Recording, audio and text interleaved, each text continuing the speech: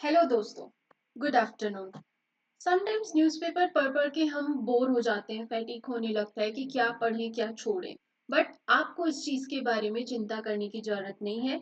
हम UPSC without clutter आपके लिए एक सीरीज लाया है, दैट इज न्यूज़पेपर से प्रश्न पत्र। इस सीरीज में हम सारे वो टॉपिक्स कवर करेंगे जो कि मेंस के लिए इम्पोर्टेंट है, एज वेल एज जिसकी मदद से आप प्रीलिम्स में ऑप्शंस एलिमिनेट करके सही ऑप्शन तक पहुंच सको। ठीक है, विदाउट गेटिंग डिले स्टार्ट करते हैं हम हमारी फर्स्ट न्यूज से। The 1946 royal navy revolt solidarity amid sharpening polarisation.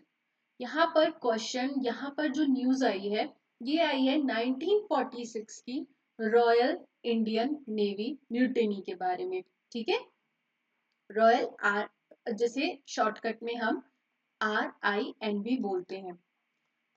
UPSC mains में ऑलरेडी यहाँ से क्वेश्चन आ चुका है, पूछा गया था कि is this mutiny the last nail in the coffin of Britishers, explain, comment. तो इस हिसाब से दैट मीन्स हमारे लिए रॉयल इंडियन नेवी का जो म्यूटिनी रहा है वो बहुत इंपॉर्टेंट हो जाता है। ठीक है, एक एक करके समझते हैं। आफ्टर ऑल क्या कॉजेस थे, क्यों म्यूटिनी हुई, बड़े बड़े लीडर्स का क्या सपोर्ट हुआ, इसका आफ्टरमैथ क्या निकला, सारी चीजें स्टार्ट करते हैं बेसिक से। इसे अलग अलग नाम से भी जाना जाता है। पहला तो इसे बोला जाता है royal Indian Navy mutiny of 1946। ठीक है, बेसिकली ब्रिटिशर्स के खिलाफ बढ़ रहे डिससेटिस्फेक्शन के कारण ये म्यूटिनी की गई थी। ठीक है, it was the result of major dissatisfaction against the Britishers. It was like more like a turning point in the freedom struggle of India. एक तरह से जो ये म्यूटिनी थी ये एक बहुत बड़ा सिंबल था, एक पावरफुल सिंबल था जो ये रिप्रेजेंट कर रहा था कि इंडियंस कितनी जल्दी ब्रिटिशर्स से खुद को आजाद करना चाहते हैं। It was showing the desire for freedom कि ना सिर्फ आवाम,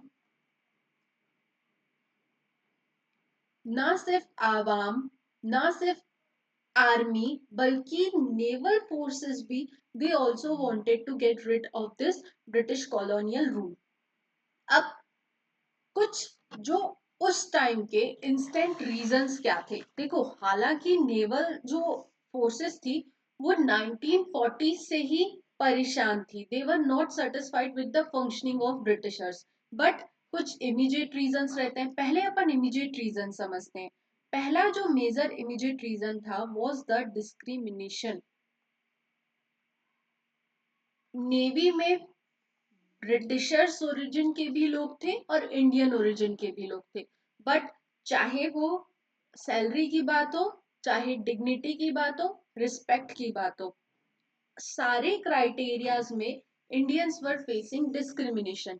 उनकी जो वर्किंग कंडीशंस थी that was also not similar, working conditions भी अलग अलग थी। तो पहला रीजन था डिस्क्रिमिनेशन। दूसरा major reason was poor treatment. Even उनको ढंग का खाना तक खाने को नहीं मिलता था, इवन फूड में भी उन्हें डिस्क्रिमिनेशन फेस करना पड़ता था। ठीक है, third thing is resist leadership. एक मेजर जो उनके लीडर हैं जिनका नाम हमें हमारी हिस्टोरिकल बुक्स में देखने को मिलता है, आर्थर फ्रेडरिक किंग, जो उस टाइम पे उनके चीफ रहे थे, उन्होंने नेवल फोर्सेस को इंडियन को पॉइंट आउट करते हुए कहा था कि you guys are son of prisoners. मतलब गलत गलत रेसिस्ट वर्ड्स को और एब्यूज किया गया था लीडर के द्वारा। ठीक है, तो इससे वी ऑल नो नेवी में, आर्मी में यंग बहुत रहते हैं, यूथ माइंड जो बहुत जल्दी ट्रिगर कर जाता है, जिनके लिए डिग्निटी, रिस्पेक्ट सबसे ऊपर रहती है। बट कोई अगर रेसिस्ट लीडर उनको अब्यूज करेगा तो ऑब्वियस सी बात है यूथ का खून खौल उठा। दे वांट कि अब हटाओ इस ब्रिटिश रूल को, कॉलोनियल रूल को खत्म करो। उसके बाद फोर्थ मेजर रीजन है inspiration from the on going movements. उसी टाइम पर आप समझो नेवल म्यूटिनी कब हो रही है, 1946 में, और हमारा क्विट इंडिया मूवमेंट 1942। उसी समय हमारे आईएनए के ट्रायल्स भी चल रहे थे। जो हमारे आईएनए के नौजवान थे उनके खिलाफ ट्रायल्स भी चल रहे थे। इन सब चीजों से मोटिवेट होकर के जो नेवल सेलर्स थे उन्होंने म्यूटिनी कर दी, उन्होंने बगावत कर दी, कह सकते हैं अपन। अब ये तो थे सारे immediate causes, immediate reasons, but ये बात एक दिन की नहीं थी। कुछ चीजें बैकग्राउंड में चल रही थी कंटिन्यूअसली। सबसे बड़ा चीज देखो, जैसे ही वर्ल्ड वॉर 2 का टाइम आया, ब्रिटिशर्स को अंदाजा हो गया था कि वापस से वो वर्ल्ड वॉर में जाने वाले हैं। मतलब कि उन्हें एक और वर्ल्ड वॉर लड़नी पड़ेगी। और देवर फॉर श्योर कि उनके पास अपने लोग तो है नहीं, they have to use Indians. तो उन्होंने बड़ी मात्रा में नेवी में लोगों को एम्प्लॉय किया। दैट मीन्स नेवी में एम्प्लॉयमेंट बढ़ाया गया। कैसे? 1930s की अगर बात करोगे तो there were only 2000 personals, but world war खत्म होते होते this was increased by 30 times, 15 times. तब तक 30,000 लोग आ चुके थे, they were part of navy. अब ठीक है, वर्ल्ड वॉर 2 हुई, बट वर्ल्ड वॉर 2 भले ब्रिटिशर्स ने जीत ली, बट यहाँ पे मनी, पावर सबका ड्रेन हो गया।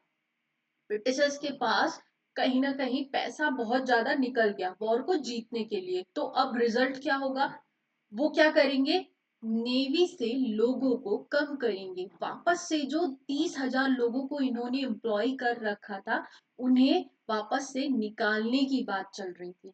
तो इस जैसे ही 1940 से ये खबर मिली नेवी वालों को कि अब वापस से ब्रिटिशर्स हमें नेवी से निकाल देंगे, तो वो ऑलरेडी एग्रेसिव थे, उन्हें तो बस मौके चाहिए थे। तो बाकी इमीडिएट कॉज हमने देखे, बैकग्राउंड ये था कि देवर ट्राइंग कि जो जिनको हमने एम्प्लॉय किया है, जिनको नेवी का हिस्सा बनाया है, उनको नेवी से निकाला जा रहा था। इसी की वजह से 1940 से लेकर के 1945 तक अप्रोक्स 9 टाइम्स ऑलरेडी नेवी ने रिवोल्ट किया हुआ था। छोटे छोटे अपराइजिंग्स हुए ही थे। फाइनल अगर आउटब्रेक की बात करूं, डेट याद रख लेना, 18 फरवरी 1946 को एक शिप है HMIS तलवार। इसमें इसके जो 1100 नेवल रेटिंग्स थे, they all went on strike. उन्होंने कहा हम कोई काम नहीं करेंगे, हम ब्रिटिशर्स के ऑर्डर्स को फॉलो नहीं करेंगे। ये HMIS जो तलवार था, ये बॉम्बे हार्बर पर बेस्ड था, ठीक है। बॉम्बे से फिर वापस से जो ये म्यूटिनी है, रिवोल्ट है, जो इंडियन रॉयल इंडियन नेवी ने स्टार्ट की, ये अलग अलग पार्ट्स कोस्टल एरियाज में फैलने लगा। कहाँ कहाँ? ये पहुंच गया कलकत्ता, वाइजैक, कराची।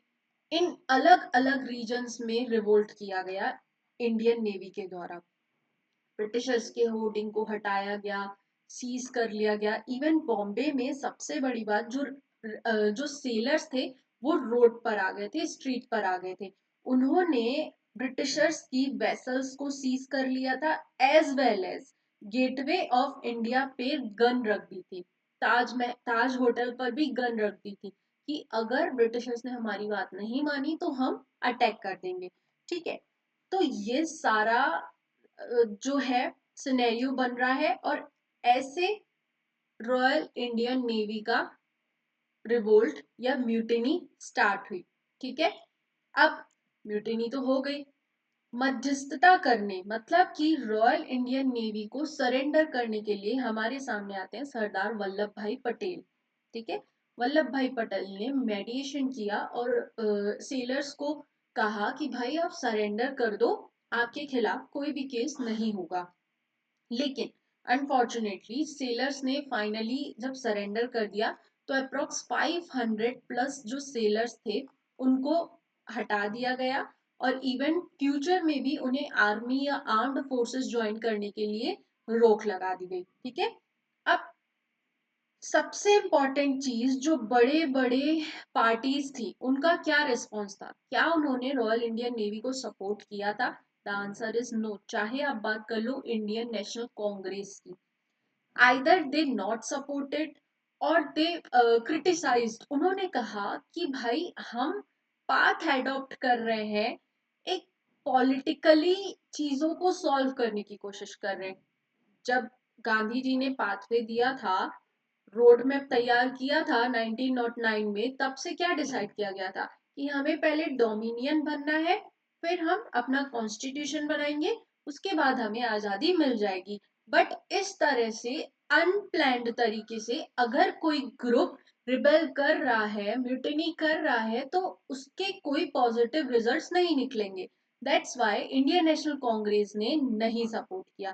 साथ के साथ मुस्लिम लीग का भी सेम रवैया रहा, उन्होंने भी या तो अपोज किया या तो अनसपोर्टिव बिहेवियर दिखाया। सिर्फ इंडिया की एक फेमस पार्टी जो कम्युनिस्ट पार्टी थी, उन्होंने इस नेवल म्यूटिनी को बहुत ही 100% से वेलकम किया, सपोर्ट किया। ठीक है, इतना क्लियर है। अब अगर हम बात करें कि इस म्यूटिनी का रिजल्ट क्या है, तो वी ऑल नो क्लीमेंट एटली को हम सब जानते हैं। जब बाद में हमें आजादी मिल गई थी 1947 के बाद, इनसे पूछा गया क्लीमेंट एटली से कि आप भारत से क्यों गए, मतलब ऐसे कौन से रीजंस थे जिसने आपको भारत छोड़ने के लिए मजबूर कर दिया? तो क्लीमेंट एटली का आंसर रहा है, first one is the army का, जो सुभाष चंद्र बोस जी ने रेवोल्यूशन करवाया था वो, और दूसरा रॉयल इंडियन नेवी की म्यूटिनी। ये दो मेजर इंसिडेंसेस हैं जिन्होंने ब्रिटिशर्स को फोर्स किया था इंडिया छोड़ने के लिए। It is the statement said by Clement Attlee. ठीक है, बाद में जो इंग्लैंड के हेड बनते हैं उन्होंने ये स्टेटमेंट दिया। दैट मीन्स कहीं ना कहीं वी कैन जस्टिफाई, जिस तरह से मेंस में क्वेश्चन बना था कि Royal Indian Navy mutiny is considered as the last nail in the coffin of Britishers, तो उस चीज को आप जस्टिफाई कर सकते हो और अपनी कंक्लूजन में ये चीज बता सकते हो। समझ में आया? पूरी हमने हिस्ट्री समझ ली। रॉयल इंडियन नेवी म्यूटिनी से रिलेटेड कॉजेस क्या थे, कॉन्सिक्वेंसेस क्या हुए, किसका सपोर्ट रहा, क्यों लोगों ने सपोर्ट नहीं किया, और finally at the end conclusion. ठीक है। अगर इसका आप एक माइंड मैप देखना चाहते हो तो here is the mind map.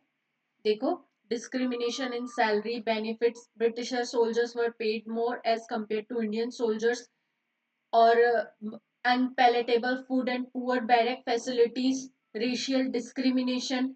और जो बीसी दत्ता थे उन्होंने क्विट इंडिया लिख दिया था HMIS तलवार में, और वहां से ये म्यूटिनी स्टार्ट हुई थी। उसके बाद बॉम्बे की स्ट्रीट्स तक फैली, अलग अलग कोस्टल रीजन तक फैली। इवन बॉम्बे की स्ट्रीट में ऐसा हिस्टोरिकल बुक्स में देखने को मिलता है, approx 3 lakh supporters were with the sellers. Sellers के साथ 3 लाख लोगों ने इस चीज को सपोर्ट किया था।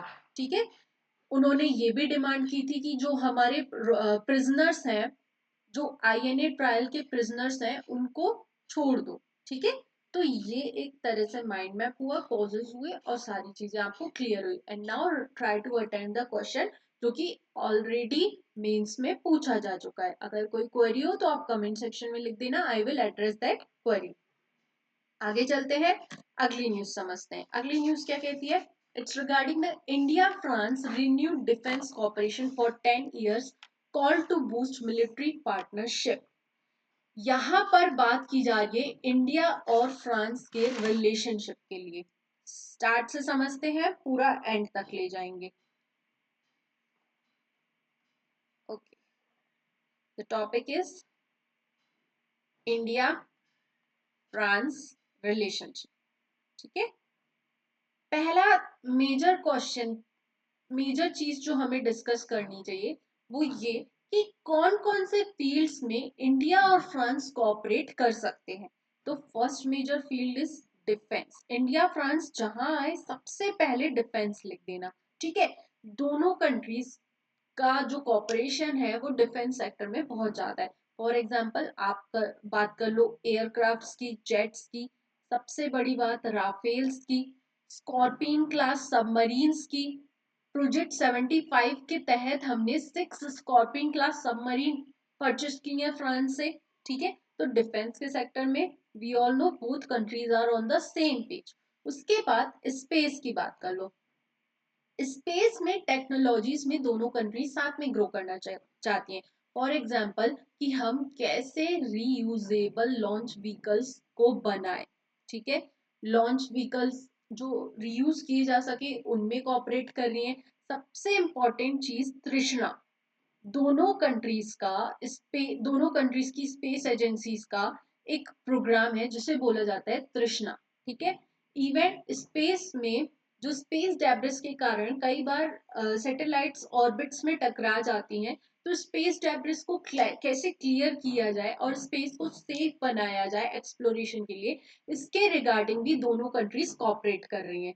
तीसरा, सिविल न्यूक्लियर एनर्जी। पहले फ्रांस और इंडिया के बीच में सिविल न्यूक्लियर एनर्जी के लिए एक प्लांट बनाया जा रहा था, जैसे कि जैतपुर जैतपुर वाला जो हमारा न्यूक्लियर पावर प्लांट है वो फ्रांस की मदद से बन रहा है। अब हम फोकस कर रहे हैं स्मॉल मॉड्यूलर न्यूक्लियर प्लांट्स पर। We all know nuclear sector में फ्रांस की काफी ज्यादा एडवांस टेक्नोलॉजी है उसके पास, सो ही कैन हेल्प अस। फिर अगर और बात करें तो इंडो पैसिफिक रीजन, दोनों कंट्रीज चाहती हैं कि इंडो पैसिफिक रीजन में free, open and rule based order को स्टैब्लिश किया जाए।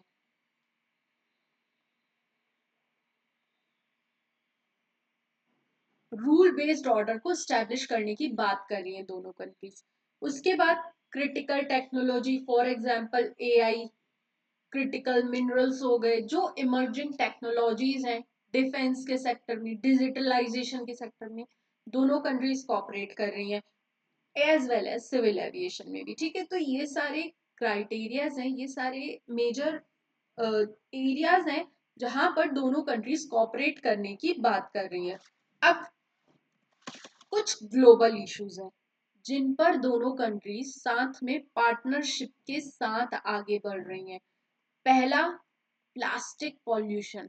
प्लास्टिक पॉल्यूशन को कम करने के लिए दोनों कंट्रीज कोलैब कर रहे हैं कि कैसे इस चीज को डील किया जाए। दूसरा, हेल्थ के सेक्टर में अफोर्डेबल हेल्थ बनाने के लिए। तीसरा, blue economy. We all know blue economy related to water, कैसे वाटर से रेवेन्यू जनरेट किया जाए, इकोनॉमी को ग्रो किया जाए। फिर एनर्जी ट्रांजिशन, इसका सबसे बेस्ट एग्जांपल है इंडियन इंटरनेशनल सोलर अलायंस, जिसमें आप ट्रॉपिकल कंट्रीज को, अब तो हालांकि इसकी मेंबरशिप बढ़ा दी गई है कि अगर आप ट्रॉपिक्स में नहीं भी हो but still you want to be part of International Solar Alliance तो आप बन सकते हो। तो एनर्जी ट्रांजिशन में रिन्यूएबल एनर्जी की तरफ शिफ्ट होने के लिए दोनों कंट्रीज कोऑपरेट कर रही हैं, जिसका बेस्ट एग्जांपल है आईएसए, जिसका हेडक्वार्टर है इंडिया के गुरुग्राम में, ठीक है। क्लियर है। अब ऐसा नहीं है कि अगर हमें सारी बेहतर बेहतर चीजें दिख रही हैं दैट मीन्स रिलेशंस बहुत बेहतर ही चल रहे होंगे, आंसर इज नो। कुछ चैलेंजेस भी हैं। सबसे बड़ा चैलेंज जो है दोनों कंट्रीज के बीच में वो है डिले इन प्रोक्योरमेंट। डिफेंस की चीजें हम फ्रांस से खरीद रहे हैं, तो डिफेंस का जो प्रोक्योरमेंट है उसमें कंटिन्यूअसली डिले हो रहा है। फ्रांस टाइमली चीजों को फुलफिल नहीं कर पा रहा है। दूसरा, ट्रेड डेफिसिट, ठीक है। इंडिया अपने जो डिफेंस सेक्टर का इंपोर्ट है 46% इंपोर्ट सिर्फ यूएसए और फ्रांस से करता है। And we all know defence का क्या कॉस्ट बनता है, तो दैट मीन्स अगर आप वहां से बहुत ज्यादा इंपोर्ट कर रहे हो तो आपका ट्रेड डेफिसिट्स भी होते हैं, ठीक है। तीसरा, कल्चर। इंडिया और फ्रांस का कल्चर कहीं ना कहीं अलग रहा है, पीपल टू पीपल कॉन्टेक्ट काफी कम रहे हैं। और fourth major challenge, geopolitical distance, ठीक है। ये सारे कुछ चैलेंजेस हैं। अब अगर हम यूपीएससी की तैयारी कर रहे हैं तो हम यहाँ पर चीजों को नहीं छोड़ सकते। हमें ये भी देखना पड़ेगा कि ma'am suggest some way forward, हमें क्या करना चाहिए अपने टाइज को और बेहतर बनाने के लिए। पहले आप fast track defence corps development and technology transfer की बात करो। मैं क्या बात कर रही हूँ? डिफेंस के सेक्टर में को डेवलपमेंट, ऐसा डेवलपमेंट जो दोनों कंट्रीज के लिए यूजफुल हो। एंड ट्रांसफर ऑफ टेक्नोलॉजी, सिर्फ आप इक्विपमेंट्स को ट्रांसफर करने की बजाय टेक्नोलॉजी को ट्रांसफर करो, ताकि इंडिया आत्मनिर्भर बन सके, दोबारा उस चीज को बनाने के लिए खुद कैपेबल हो सके। ठीक है। And the second thing is strengthening AI and digital sovereignty. ठीक है। फिर उसके बाद third, developing infrastructure and connecting collaborations.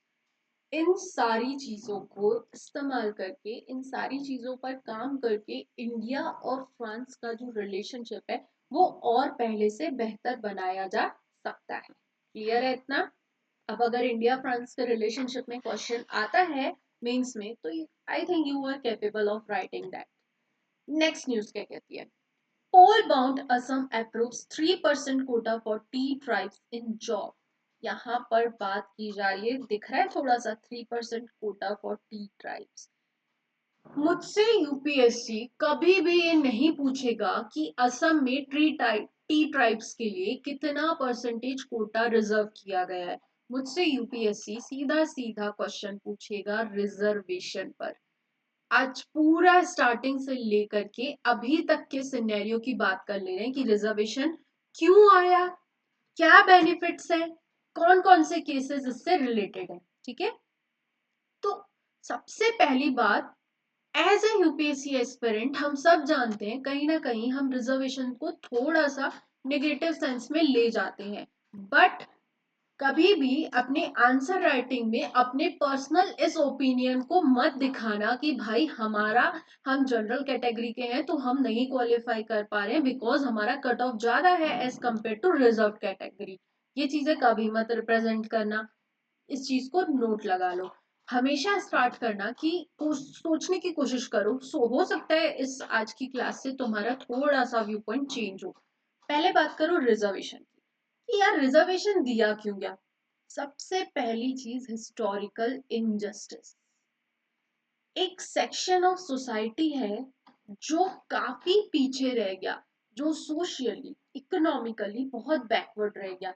खुद सोचो कि एक कम्युनिटी को आप इवन किसी वेल से पानी निकालने पर प्रोहिबिट कर रहे हो कि आप उस चीज को टच नहीं कर सकते हो, आप कॉमन सड़कें यूज नहीं कर सकते हो, अगर आप उस पाथवे से क्रॉस हो रहे हो तो you have to carry your slippers over your head. कभी दलित्स की स्टोरी, कभी ओबीसी एससीज एसटीज की स्टोरीज पढ़ना, बुक्स की रीडिंग करना, तब तुम्हें समझ में आएगा कि वाकई उनके साथ हिस्टोरिकल इनजस्टिस हुआ है। तो उस हिस्टोरिकल इनजस्टिस किया किसने है? सोसाइटी ने किया है। तो अब इसको फुलफिल किसको करना पड़ेगा? सोसाइटी को ही करना पड़ेगा। और इंडिया एडॉप्ट करता है पाथ ऑफ इक्विटी, मतलब कि हम इक्विटी का पाथ अडॉप्ट करके इक्वलिटी अचीव करना चाहते हैं। So we have to give some privileges, that's why हम दे रहे हैं रिजर्वेशन। समझ में आया? इस हिस्टोरिकल इनजस्टिस को ठीक करने के लिए। दूसरा, कास्ट सिस्टम। इंडिया में कास्ट सिस्टम चलता ही आ रहा है, अब जा करके थोड़ा सा कास्ट सिस्टम का जो कह सकते हैं इफेक्ट है वो कम होता हुआ नजर आया है। तीसरा, सोशल एंड इकोनॉमिक डिस्पैरिटी। ठीक है। चौथा, इनएडिक्वेट रिप्रेजेंटेशन। पांचवा, प्रीजुडाइज एंड डिस्क्रिमिनेशन। ये सारे कुछ रीजंस हैं जिनकी वजह से एक मेजर सेक्शन ऑफ सोसाइटी पीछे रह गया। अब सपोज करो हम आजाद हुए, 1947 का टाइम पीरियड है, एक जनरल क्लास का इंसान यहाँ पर खड़ा है, उसे अपनी रेस यहाँ से स्टार्ट करनी है। लेकिन जो SC ST OBC जो बैकवर्ड क्लासेस के लोग हैं वो तो पहले ही बहुत बिछड़े हुए हैं ना। उनको तो अपनी रेस यहाँ से स्टार्ट करनी पड़ेगी। अगर वो रेस यहाँ से स्टार्ट कर रहे हैं तो where is the level playing field. Level playing field है कहाँ। ये तो इनजस्टिस हुआ ना, ये तो डिस्क्रिमिनेशन हुआ। तो एक तरह से लेवल प्लेइंग फील्ड प्रोवाइड करने के लिए भारत में रिजर्वेशन स्टार्ट किया गया, ताकि जो हमारे कुछ भाई बहन पीछे रह गए हैं वो आगे आकर के साथ में चीजों को अचीव करें, हमारे साथ खड़े होकर के उनका रिप्रेजेंटेशन हो सके, एजुकेशन मिल सके, अपॉर्चुनिटी मिल सके। Article 15 sub clause 4, 16 sub clause 4। समझ में आया। इसीलिए रिजर्वेशन इंपॉर्टेंट है। अब मोस्ट इंपॉर्टेंट थिंग, ऐसा बोला गया कि आप रिजर्वेशन तो दे रहे हो, लेकिन इंडिया में मेरिटोक्रेसी भी बनी रहनी चाहिए। ऐसा नहीं कि रिजर्वेशन के चलते लोगों के अंदर मोटिवेशन ही खत्म हो जाए। उस चीज को अवॉइड करने के लिए कैपिंग लगाई गई कि रिजर्वेशन शुड नॉट एक्सीड 50% से अबव। समझ में आया। अब कुछ केसेस आए, एक एक करके समझते हैं। 1951 में चंपकम डोराई राजन केस आया, जिसमें caste based reservation SCs STs के लिए सीट्स को रिजर्व करना वैलिड कर दिया गया, जिसने ऐड किया आर्टिकल 15 सब क्लॉज 4। ठीक है। स्टेट को कोई भी चीज रोक नहीं सकती है socially and economically weaker section के लिए, अगर स्टेट कुछ एफर्ट्स लगा रहा है, कुछ पॉजिटिव करना चाह रहा है, अगर कुछ डिस्क्रिमिनेशन करना चाह रहा है तो। ठीक है। उसके बाद बना मंडल कमीशन।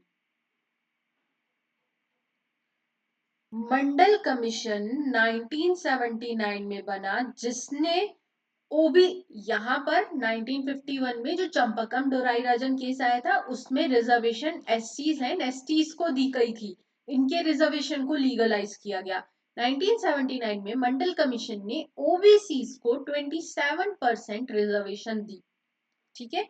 उसके बाद आता है हमारे सामने एक इंपॉर्टेंट जजमेंट, जिसे बोला गया इंदिरा सानी जजमेंट 1992 में, जिसने कैपिंग लगाई। इसने कहा कि reservation should not exceed above 50%। 50% से ऊपर रिजर्वेशन नहीं जाना चाहिए।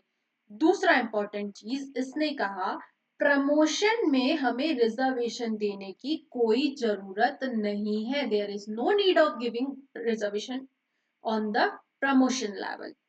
इसने इंट्रोड्यूस किया क्रीमी लेयर का कॉन्सेप्ट। इंदिरा सानी केस में बताया गया कि OBC क्लास के कुछ लोग हैं जो डेवलप हो चुके हैं, जो गवर्नमेंट एम्प्लॉय हैं, जो ग्रुप A B C में ऑलरेडी जॉब कर रहे हैं, तो उन्हें रिजर्वेशन की जरूरत नहीं है। उन्हें बोला गया they are the part of creamy layer, they are already benefited from the reservation, और अब उन्हें रिजर्वेशन नहीं दिया जाएगा। ठीक है। इंदिरा सानी जजमेंट तक की चीज समझ में आई। उसके बाद 2006 में एक केस आता है, नागराज केस। नागराज केस में ये बोला गया कि अगर आप प्रमोशन देना भी चाह रहे हो तो प्रमोशन देने के लिए एक तो स्टेट बाउंड नहीं है, बट अगर किसी ग्रुप का रिप्रेजेंटेशन इनएडिक्वेट है, अगर किसी ग्रुप का रिप्रेजेंटेशन इनएडिक्वेट है, एज वेल एज किसी इंस्टीट्यूट की एफिशिएंसी जो है वो डिस्टर्ब नहीं हो रही है, तो आप प्रमोशन पर भी रिजर्वेशन दे सकते हो। ठीक है। ये नागराज केस 2006 में बोला गया। उसके बाद मोस्ट इंपॉर्टेंट थिंग EWS का कॉन्सेप्ट 2019 में इंट्रोड्यूस किया गया। जस्ट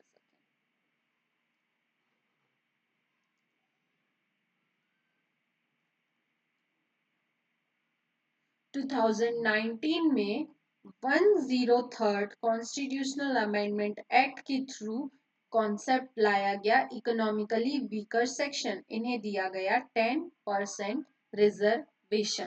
ठीक है, और ये बोला गया कि ये जो ईडब्ल्यूएस के लिए 10% रिजर्वेशन है, ये 50% कैपिंग के अंतर्गत नहीं आ रहा है, क्योंकि एससी, एसटी और ओबीसी को रिजर्वेशन दिया गया है socially backwardness and weaker section के बेसिस पर, and these are given reservation on the basis of economical basis। Clear है? समझ में आया? May be my camera is of, but let's continue. आपको मेरी वॉइस वगैरह तो क्लियरली आ ही रही होगी। ठीक है, तो ये हुआ पूरा रिजर्वेशन के बारे में। अब हम चलते हैं हमारे नेक्स्ट न्यूज की तरफ। अगली न्यूज क्या कहती है? छोटी छोटी न्यूज़ेस हैं, फटाफट से कवर करते हैं। Indian army puts up a show with home grown dual use AI system. यहाँ से सिर्फ मेरे को ये ध्यान देना है कि ये ड्यूअल यूज एआई सिस्टम क्या होता है। क्यों? क्योंकि ये प्रीलिम्स में पूछा जा सकता है, बाकी इसका कोई मेजर इंपॉर्टेंस नहीं है। ड्यूअल यूज मतलब कि ड्यूअल मतलब क्या होता है? Two types. अगर कोई इक्विपमेंट्स, कुछ चीजें ऐसी हैं जिनको आप सिविल प्लस मिलिट्री दोनों के लिए यूज कर पा रहे हो, उसे बोला जाता है ड्यूअल यूज एप्लीकेशन। ठीक है, for example health care, disaster management, traffic control, ये सारी चीजें पीसफुल के लिए भी यूज हो सकती हैं और सिक्योरिटी और डिफेंस के पर्पज से भी यूज हो सकती हैं। दैट्स व्हाई इंडियन आर्मी ने कुछ ऐसी चीजें, ऐसे सिस्टम्स, एआई सिस्टम डेवलप किए हैं जिनका ड्यूअल यूज किया जा सकता है। Not too much to be remember from this slide. आगे चलते हैं। अगली न्यूज है black box of plane that crashed killing Ajit Pawar damaged AAIB। ये दूसरी खबर है, दूसरा मेजर इंसिडेंस है जब ब्लैक बॉक्स न्यूज में बना हुआ है। कुछ टाइम पहले एक स्कूल में प्लेन क्रैश हुआ जिसकी वजह से कुछ बच्चों की जान चली गई थी। उस टाइम पर भी ब्लैक बॉक्स न्यूज में था, आज भी ब्लैक बॉक्स न्यूज में है। तो प्रीलिम्स में साइंस एंड टेक में जो क्वेश्चन बनते हैं ना, वो यहीं से बनते हैं। सो ब्लैक बॉक्स को समझ लो। ये ना एक फ्लाइट में रिकॉर्ड करने के लिए यूज किया जाने वाला डिवाइस है, कह सकते हैं flight recording device installed in aircraft. अब क्यों इंस्टॉल किया जाता है? To investigate accidents. इसीलिए जब जब एक्सीडेंट होते हैं एयरक्राफ्ट्स में, तो ब्लैक बॉक्स को ही ढूंढा जाता है। इसके नाम से ऐसा लग रहा है कि it will be in black in colour, but ये ऑरेंज कलर का होता है, ताकि अगर कोई क्रैश वगैरह भी हो तो हम इजिली ब्लैक बॉक्स को ढूंढ कर निकाल सकें। ठीक है, इसके दो कंपोनेंट्स रहते हैं। एक फ्लाइट डेटा रिकॉर्डर जो कि टेक्निकल चीजों को रिकॉर्ड करता है, जैसे कि एल्टीट्यूड, स्पीड, इंजन की परफॉर्मेंस, हेडिंग, कंट्रोल इनपुट्स, अलग अलग तरह के 1000 पैरामीटर्स इसमें रिकॉर्ड किए जाते हैं। और दूसरा होता है कॉकपिट वॉइस रिकॉर्डर। कॉकपिट मतलब कि जहां पर पायलट्स बैठते हैं ना, पायलट और को पायलट, उस एरिया को बोला जाता है कॉकपिट। तो कॉकपिट में क्या क्या कन्वर्सेशन हो रही है, एयर ट्रैफिक कंट्रोल के साथ क्या कम्युनिकेशन हो रहा है, कॉकपिट में क्या क्या साउंड आ रहे हैं, अलार्म्स आ रहे हैं, इंजन की नॉइस आ रही है, ये सारी चीजें इसमें रिकॉर्ड होती हैं। तो बेसिकली टाइटेनियम और स्टेनलेस स्टील का यूज करके ब्लैक बॉक्स बनाया जाता है। मोस्ट इंपॉर्टेंट थिंग, अगर यूपीएससी मुझसे ब्लैक बॉक्स से क्वेश्चन पूछेगा तो उसका क्वेश्चन यहीं आसपास ही इर्द गिर्द होगा। एक चीज याद रखना, इसमें यूज किया जाता है टाइटेनियम। क्यों? ताकि ये एक्सट्रीम हीट 1100 डिग्री सेल्सियस तक 1 आवर तक रेजिस्ट कर सकता है। ठीक है, इवन डीप सी प्रेशर को भी ये हैंडल कर सकता है। इवन हाई इम्पैक्ट क्रैशेस को भी ये हैंडल कर सकता है। इसीलिए ब्लैक बॉक्स को इन्वेस्टिगेशन के लिए यूज किया जाता है। ठीक है, International Civil Aviation Organisation, International Civil Aviation Organisation ने ये मैंडेटरी किया है कि हर एक एयरक्राफ्ट में हमें ब्लैक बॉक्स रखना ही रखना है। शिकागो कन्वेंशन हुआ था जिसमें ये मैंडेट किया गया था। याद रखना ये terms. Chicago Convention, International Civil Aviation Organisation ने मैंडेटरी किया था कि हमें ब्लैक बॉक्स एयरक्राफ्ट्स में रखना है। ठीक है। इंडिया में अगर कोई भी एयरक्राफ्ट से रिलेटेड एक्सीडेंट होता है तो उसको इन्वेस्टिगेट किया जाता है एक बॉडी के द्वारा, that is aircraft accident investigation bureau, जो कि मिनिस्ट्री ऑफ सिविल एविएशन के अंतर्गत काम करती है। और सारे इन्वेस्टिगेशन इसी बॉडी के द्वारा हैंडल किए जाते हैं। ठीक है। आज के लिए इतना ही। Thank you so much. हमने पूरी मेंस रिलेटेड, प्रीलिम्स ओरिएंटेड सारी न्यूज़ेस कवर कर ली। अगर आपको सेशन पसंद आया हो तो kindly like our session and subscribe our channel. Channel का नाम है यूपीएससी विदाउट क्लटर, जो आपकी जर्नी को और इजी बनाए और आपके सक्सेस रेट को और इम्प्रूव करे। Thank you so much. मिलते हैं अगली क्लास में।